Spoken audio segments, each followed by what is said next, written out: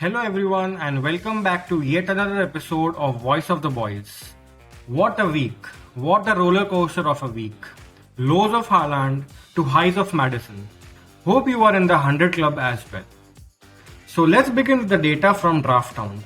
As we can see, Man City is the only standout team. However, we feel Arsenal should do well against Liverpool at home. Spurs and Villa attackers are also good shouts, while data is suggesting to avoid Southampton and Wolves. Let's talk about the keepers for this game week. Ederson is our obvious choice for this game week.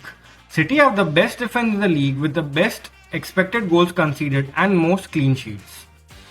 They now face Southampton, who are in the bottom 3 for expected goals away from home this season. Only 3 goals in 4 away games. Newcastle's recent defensive form has been good with 2 goals conceded in the last 3 games and total of 8 in the league, which is second best. Newcastle are currently in the top 5 for expected goals conceded, and Pope also ranks in the top 3 for number of saves, which makes him a contender for save and bonus points as well. Newcastle have been a good team offensively at home, top 4 for expected goals at home this season, and we do not see Brentford keeping a clean sheet this week, so we'd be avoiding Raya for this game week. We'd be avoiding Ramsdale for 3 main reasons. Liverpool, 0 bonus and save points so far, and only 1 clean sheet in the last 5 games. Let's move on to the players who protect the keepers, the defenders. Cancelo has now started all the games so far for City. He plays for the best defense in the league, and that makes him the safest pick in the premium category. The way City play and the current form of their attackers, we expect some attacking returns from him soon.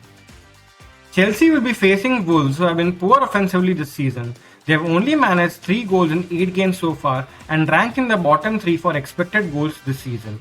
Chelsea create most of the chances from the right flank, and James, who operates from right, could provide some attacking returns as well. Trippier for now looks like the best option under the 6 million category. With the defensive form of Newcastle, we expect a clean sheet, but what makes him more appealing is his attacking threat. First for creativity among defenders this season. Adding to that, he has already accumulated bonus points in 4 out of 8 games so far. Neko does come at a cheap price of 4.1 million, but Forest have now conceded 16 goals in 4 games. Avoid for now. It's very difficult to predict how United will perform defensively. Away from home, United have not done that well, and getting Dalot just for his attacking returns could be a risky move. Let's talk about the most exciting players of FPL, the midfielders. Leeds concede most of the chances through the middle and the right, exactly where Zaha operates. He has scored 3 goals in 2 games that he has played against teams in the bottom half.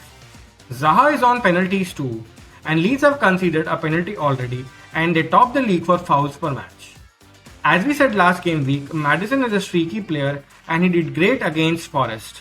We expect him to continue his form as most of the chances that Leicester create involve him. Upcoming fixtures are decent as well.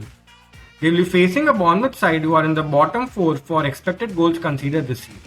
Martinelli loves playing against top teams and exploit the counter-attack opportunities. He ranks 1st for threat and 5th for creativity among all midfielders this season and has returned in 5 out of 8 games that he's played so far.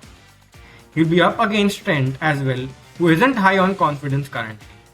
There's not many who are talking about Bernardo right now. In the last 6 game weeks, he has 2 goals and 4 assists. He is currently owned only by 12.9% of the managers and comes at a price of 7 million, which helps the managers to invest in the rest of the squad. Forest have been leaking a lot of goals recently and concede most of the chances through the middle, and we expect Coutinho, who plays centrally, to do well against them. Tough fixtures and better options like Zaha, Madison and Martinelli at a cheaper price range is the reason we'll be avoiding Diaz for this game week. We saw Sterling playing at left wing back position in the UCL, and if that's the case moving forward, it becomes difficult for us to invest in someone who's priced at 10 million. There are better options available for now. Let's talk about the forwards for this game week.